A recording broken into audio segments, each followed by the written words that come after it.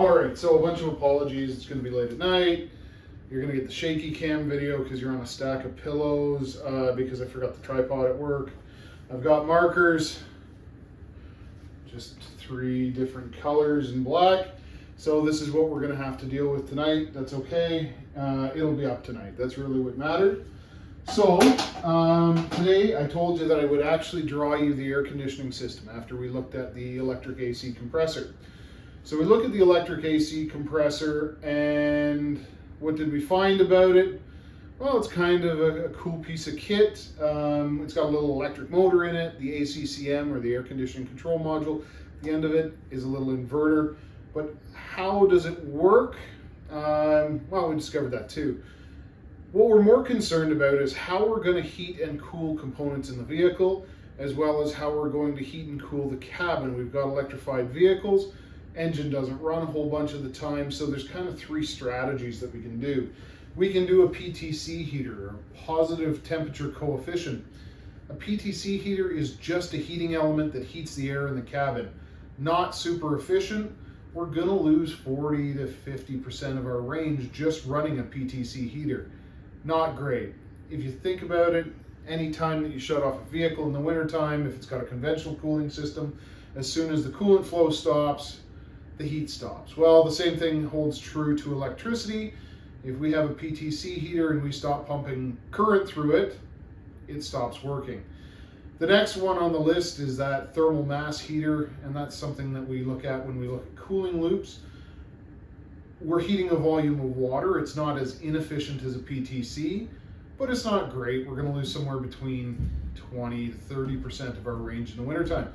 So we got to do something a little bit different, and that we're going to make a heat pump. And to make a heat pump, we're going to harness the air conditioning system. Now, I'm not going to be your air conditioning professor, but we're going to kind of review the basics before we start adding fancy parts to it. So I want to start off at the pumping unit, the thing that actually makes a heat pump or an air conditioning system possible.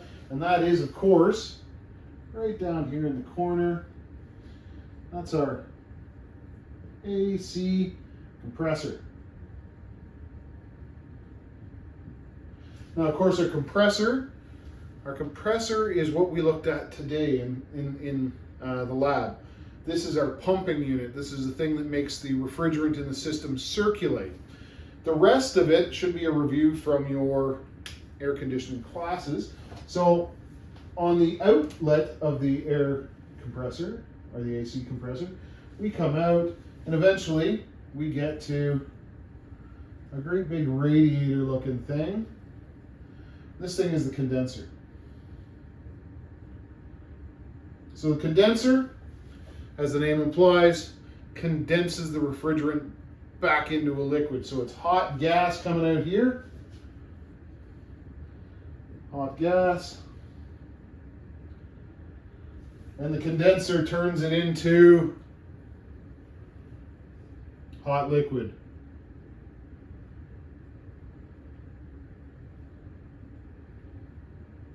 Now, how did it make it condense? Great question. What we did is we blew air over the condenser using a fan most of the time. That air over the condenser grabbed heat from the refrigerant, and it lowered its temperature enough for it to condense, turn into a liquid. So we go up from that hot liquid, and we're going to enter into a thermal expansion valve. Now, I'm going to draw it just as a restriction. It's just going to make my life easier. So we enter into this restriction, usually a TXV, thermal expansion valve. When we enter the thermal expansion valve, we go from high pressure to low pressure. That dive in pressure, that change in pressure, is going to cause the temperature of our liquid to drop. So then we're going to go through an evap core. Here it is, a little fella. And the evaporator core is going to take in hot air coming from the outside and take the heat out of it in order to evaporate the liquid that we've made here. Well, in taking that heat out, it gives us that cold air. What comes out, so this is cold liquid.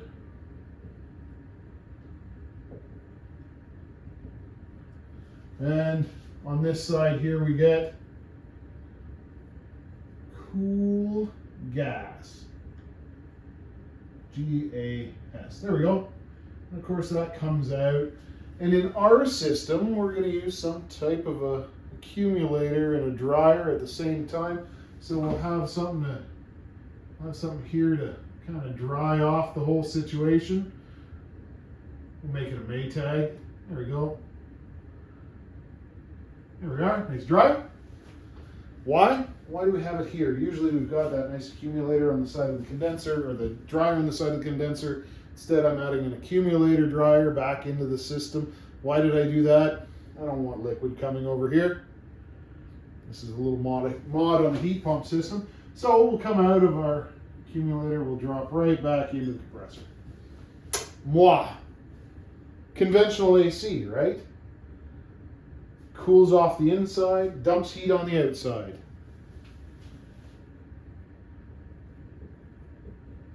There we go. Mint. Okay, now what we want to do is we want to reverse this system. We want to dump heat on the inside of the car, and we want to grab warmth from the outside. Right now we're grabbing warmth from the inside, dumping it on the outside. Makes us feel cool, makes under the hood really hot. What we want to do is make us feel warm, make under the hood feel cold, right? Grab the heat out of that incoming air. So what we're going to do, what I'm going to do is I'm going to find something to use as an eraser. Oh no, it's going to be my hand. All right, there we go. We got to get rid of this. And of course, the hot gas, we can move on down the line. But we're gonna add a little piece into here. In order to make an AC system into a heat pump, we need to add one very critical component in the system. We need to add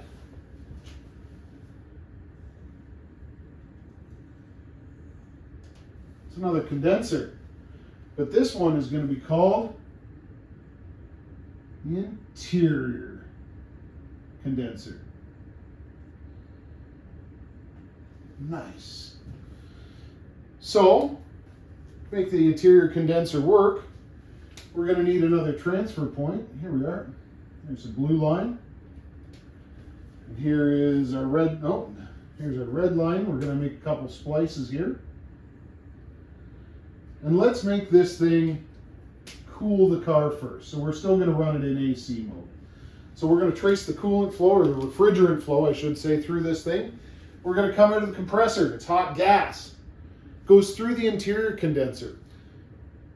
Could I dump heat from the interior condenser right now? Well, yeah, I could have some condensation in there if I wanted to. I could blow a little bit of air over it. But it's the middle of summer. I don't want to blow air over it. I don't want to heat up the interior. So what do? I have a mode door. And the fan that's inside, so here's my spinning fan. Here it is. It's trying to blow air, blows air on the door, doesn't get into the interior condenser. It's just like a heater core. If we don't blow air across the heater core, it doesn't warm up the inside of the car. So all that heat goes to the outside. And of course, we've got our big rad fan in here, and it blows all kinds of air over the condenser. Heat comes out. So heat out. Perfect. So heat goes out, we get our condensation that we need. We go through our TXV, we've got hot liquid into cold liquid, it goes across the evap, and of course the evap has a fan as well, and it blows air into the evap, and we get heat out. Or sorry, heat in, not in, out, heat in, okay. Heat in. Oh. Condenser in cooling mode, dumps heat, evap, absorbs heat. We go from cold liquid, cool gas, we go through our accumulator, back to our AC compressor, and the whole thing repeats. But, what if it is wintertime? What if I do want to be warm and I want to use this AC system to do it? Well, I got to make some slight adjustments here. So, in the wintertime, I'm going to turn off some fans. There we go. turn off that fan. We're going to get rid of this mode door, so my blower motor can actually blow across the interior condenser. There we go. And what's going to happen now? Well, we're going to start the same. Flow is going to come out of the AC compressor, and it's going to go through the interior condenser. We're going to have air from the interior fan blowing over that interior condenser, which is going to rob heat from the interior condenser. So right here, we're going to go from hot gas. We're going to start to see hot vapor or hot liquid coming out of it. Now, how do we do that though? Before, we were bypassing this restriction. Now, we're going to move a valve, and instead of bypassing this restriction, we're actually going to be forced to go through the restriction. So the interior condenser is dumping heat, but we go from high pressure here to low pressure for this condenser. Since we're into low pressure for this condenser, it doesn't change name, it's still an exterior condenser. However, our pressure changes and its operation changes in heat pump. So the exterior condenser actually works as evap, right? So we had hot liquid, cold liquid. This starts to absorb heat from the outside air to evaporate that cold liquid. It's sucking heat from the outside air. And when it's in the heat pump mode, it'll work really, really well to minus 20, minus 25 degrees Celsius in there somewhere. So this is really, really effective. We keep going up as a low pressure line. Well, we get to the TXV, and we're going to make this TXV variable. Maybe we want the evap to actually absorb a little bit of heat, mainly to defrost the windows. Maybe we don't. So we can vary this TXV to vary how efficiently this big condenser works as an evaporator. So in our heating mode, compressor, the interior condenser dumps heat into the cab. We go through the extra TXV valve that we've added. And since we've added this extra TXV right here between the interior condenser and the exterior condenser, pressure drops, hot liquid turns into cold liquid. The cold liquid can absorb heat from the outside, so the condenser, the outside condenser, works as an evaporator and all the heat gets sucked into it. We can still go around and vary this TXV to control how much liquid is actually evaporated here, and the rest we can evaporate here in order to function the evaporator as a defroster, dehumidifier, whatever we want to call it. From there, our freshly warmed gas is going to be pumped around. It's going to go right back through the compressor, and as we discovered today, since it's an electric compressor, even that compressor running is going to add some heat into this, which we can dump in the cab. Then we grab some more heat from outside, from the incoming air that we're defrosting, and the whole thing just continues anew. That's all a heat pump really is. We can fancy this up and put the condensers in parallel, and I'll maybe show you that diagram, or you can look in your books. But that's a really simple heat pump system. The next thing we want to do, and the next question you're going to have is, what if it's below minus 25? What if we're in the high Arctic, whatever? Well, it still works. It still grabs some heat from the outside air. Anything above absolute zero has heat to it. It just doesn't work very effectively, so we can supplement this with a PTC heater beside the interior condenser. So that's one way to do it, but there's a better way. Everything in that car that we're running is going to produce heat. The battery is a big producer of heat. Not the crazy heat that we get from internal combustion engines, but it still wants to run somewhere between 15 and 35 degrees Celsius if it's a lithium chemistry. So we've got to bring the temperature down. We've got to regulate that. How do we bring that temperature down? Well, we could add a big radiator up front, but the packaging isn't right, and it's not as efficient as maybe it should be. Instead, we've known how to do this forever. What about a liquid to liquid chiller, right? Like a regular oil cooler or a transmission cooler where we run an oil inside of a coolant. Neat. This doesn't use oil. Well, it does use refrigerant oil, but it uses mainly refrigerant as a transfer medium. So we got refrigerant here. What if we had coolant that we could take the heat out of using this system? Not a bad idea. So what we end up doing is we end up creating a low side device called a chiller. The chiller is going to work, and we'll make it, there we go. We need another little TXV there. It's going to work in parallel to the evaporator. So here we go. If nobody told you this yet, it's just how rear AC works. We've got an evaporator in the front, an evaporator in the back. So the chiller essentially adds another little evaporator. But instead of having air blow over it, it's going to rob heat from a series of stacked plates. Here we go. There's our stacked plates. And inside the stacked plates, well, we're going to run this fancy juice called coolant. So the coolant is going to go in just like that, go through the plates, rub up against the evaporator part of the chiller, dump heat in there, and then go back to wherever it wants to go. In this case, we're going to make a chiller for the battery. Here we go. Hey, little fella. So the battery's got, we better add our terminals on it. There we are. We got a positive, we got a negative. And of course, I've drawn a symbol for the battery, but this is going to be our great big traction battery, or 400 volt battery, whatever it might be.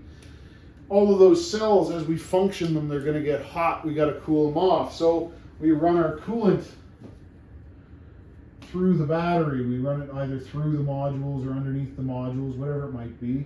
I'll have the big battery in class tomorrow. We'll have a look at it. So we run it all through the system. All right.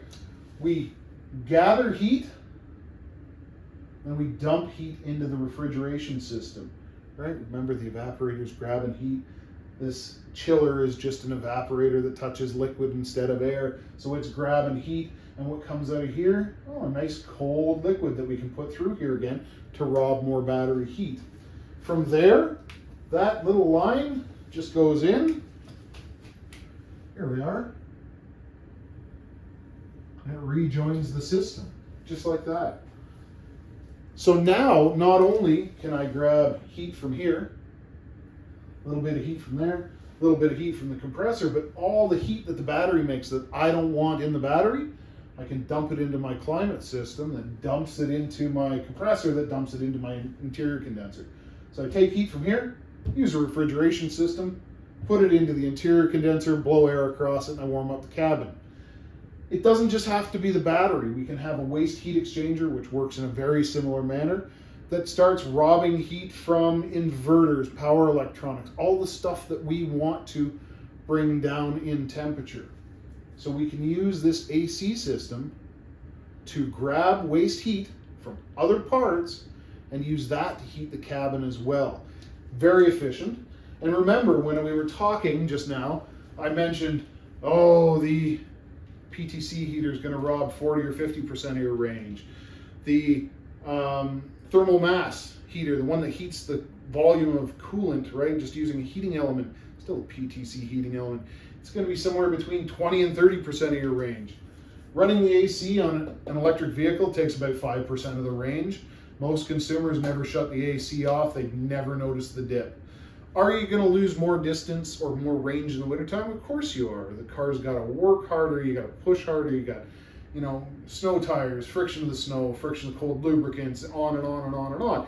It's not going to get the same range, but it's not that devastating impact that people were seeing during PTC heaters in early electric vehicles where, in the summertime, you get 500 kilometers worth of range. You go in, you're sold a little economy car, the guy goes, it'll get 500 kilometers worth of range. And then he turns around, in the wintertime it gets 250. You'd be upset with a gas car.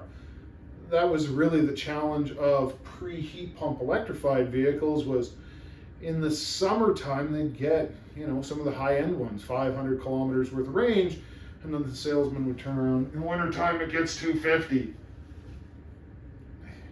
You get 250 in a gas vehicle, 300, you fill it up a little bit more.